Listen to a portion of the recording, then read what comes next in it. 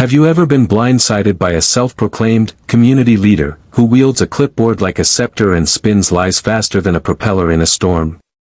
Picture this: I'm standing in a luxury marina lobby, handcuffed, with a massive bronze dolphin sculpture staring me down, half the neighborhood filming, and no idea what crime I supposedly committed. All I did was buy a boat slip to rebuild my life. What followed was a whirlwind of fraud, HOA chaos, and a con artist who thought she ruled the seas. If you've ever clashed with a power-hungry bureaucrat who makes rules up on the fly, this story will feel like home. Drop a comment: where are you watching from, and what's your wildest HOA tale? I arrived at Horizon Bay Marina on a crisp April morning, my heart lighter than it had been in years. My name's Ethan Carter, and my boat repair business had just tanked after losing a key Coast Guard contract. That $90,000 boat slip 32B. Bought at a city auction, was my lifeline to stay in the marine game. The previous owner lost it to an HOA foreclosure I didn't fully grasp at the time. My plan: use the slip as my new base, fixing boats for marina residents while I rebuilt my life. The spot was ideal, right on the main channel, perfect for client access and working on multiple vessels. But I had no clue I'd just stepped into the crosshairs of a professional scammer who'd been running this racket for years. Horizon Bay was straight out of a postcard: gleaming docks, turquoise water, boats from sleek weekenders to multi-million-dollar yachts. Palm-lined walkways led to a sandy lounge area where families relaxed. After pouring 12 years into my business, building ties with Coast Guard crews and local boaters, losing it felt like losing my soul. This slip was my second chance, a low-overhead way to rebuild. But trouble rolled in faster than a squall. A silver SUV pulled up as I inspected my slip. Out stepped a woman in a crisp blazer, clutching a tablet like it was her crown.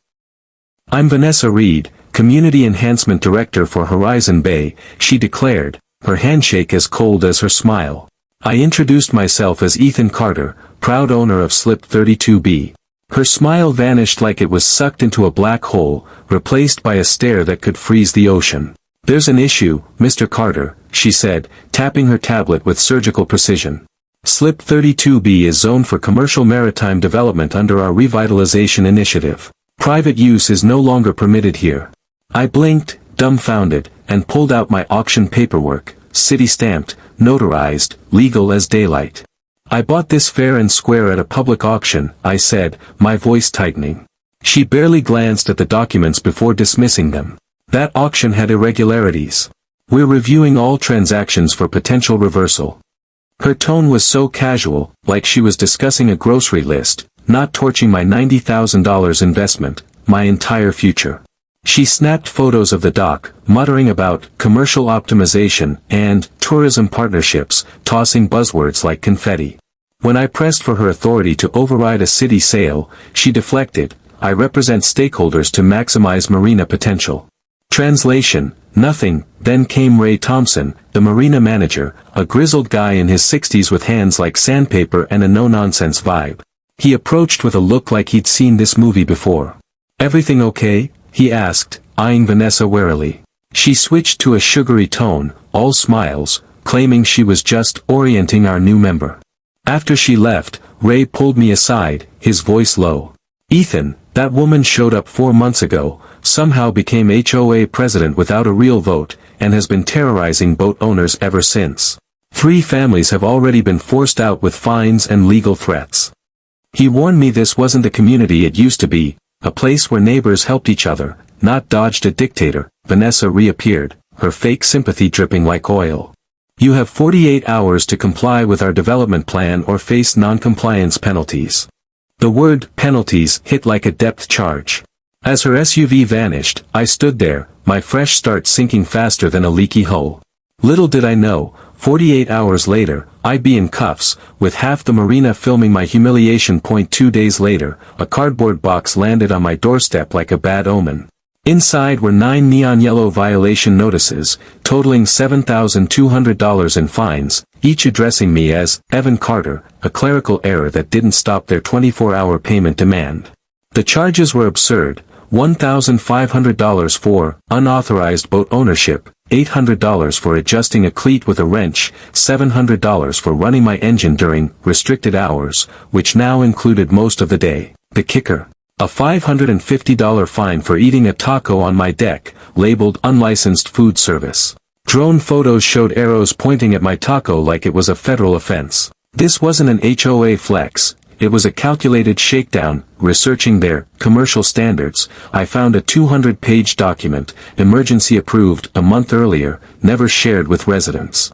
It demanded vague, commercial-grade maintenance protocols and certifications from non-existent agencies, pure nonsense designed to generate fines. Subsection 39.4, cited repeatedly, didn't exist.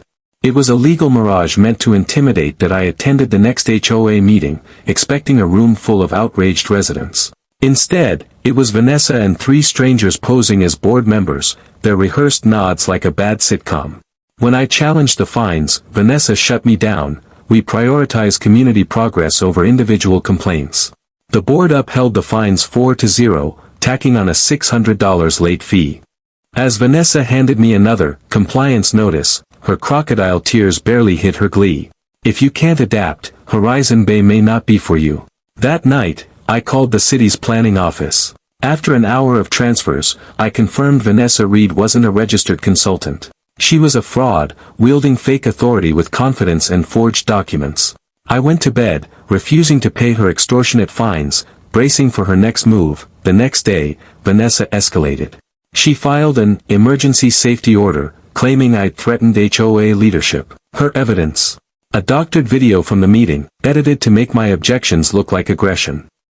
The court issued a restraining order, barring me from the entire marina, my own property, for 30 days.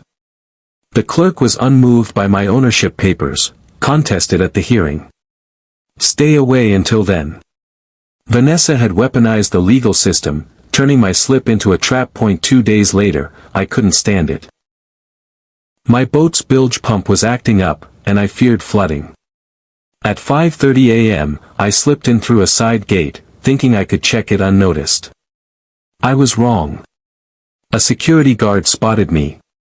"You can't be here, court order," he said, looking apologetic. Before I could explain, Vanessa's heels clicked on the dock. "Officers, he's back," she cried, her phone already recording, her fear as fake as her title. 2 cops arrived in minutes, clearly pre-called.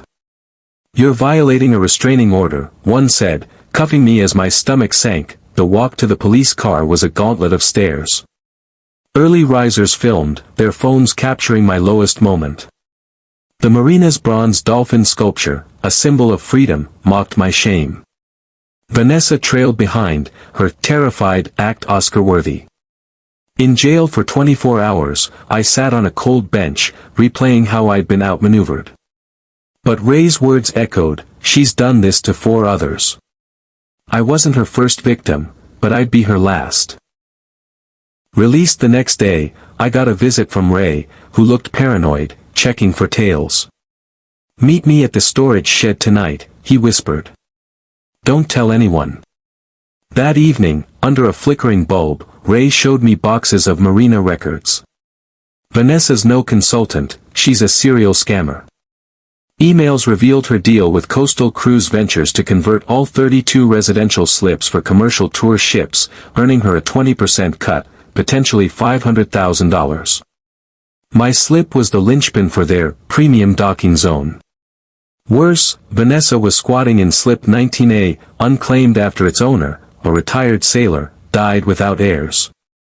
She'd lived there rent-free for 3 years, racking up $35,000 in unpaid fees. Ray's evidence included fake HOA election results, forged regulation signatures, and receipts for unauthorized cameras. I called other marinas she'd hit. A Ventura victim said, "She bankrupted us with $9,000 in fines for non-compliant repairs. I sold and left." The pattern was identical. Infiltrate, fine, force sales, profit. But I was broke and stubborn, her worst nightmare. We planned to trap Vanessa with her own ego. I called her, feigning defeat, "I can't fight anymore. I'll sell slip 32B for $130,000. Can we settle?" Her glee was palpable. "A wise choice, Ethan. Let's make it quick." I suggested a transparent HOA meeting, streamed live. Her pride outweighed her caution. I love transparency. We set the meeting in the marina office, with Ray as a witness, secretly recording. I hit a legal recorder and streamed to the community group. Over 250 people tuned in, including past victims. Vanessa arrived, tablet in hand, oblivious to the ambush. As we discussed the sale, she gloated, "Your slip completes our commercial overhaul. Coastal Cruise Ventures will pay top dollar for docking rights." The chat erupted, "She's selling us out." Fraud. I pressed, "What's your cut?" She bragged, 20% of $60,000 monthly revenue. Everyone wins. When she saw the 700 viewer count, her face paled. I spread her emails on the table. Care to explain these?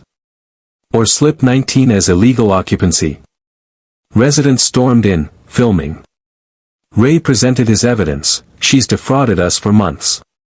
Vanessa's screams of, "I'll sue," were drowned by the crowd. The stream hit 1,200 viewers, going viral. The fallout was swift. An emergency HOA meeting drew 90 residents. They voted 85-0 to oust Vanessa, 82-3 to make me interim president, and 87-0 to scrap her regulations. I issued an eviction notice for slip 19A, citing $35,000 in fees. Vanessa's yacht was craned out amid cheers and, by Vanessa, signs.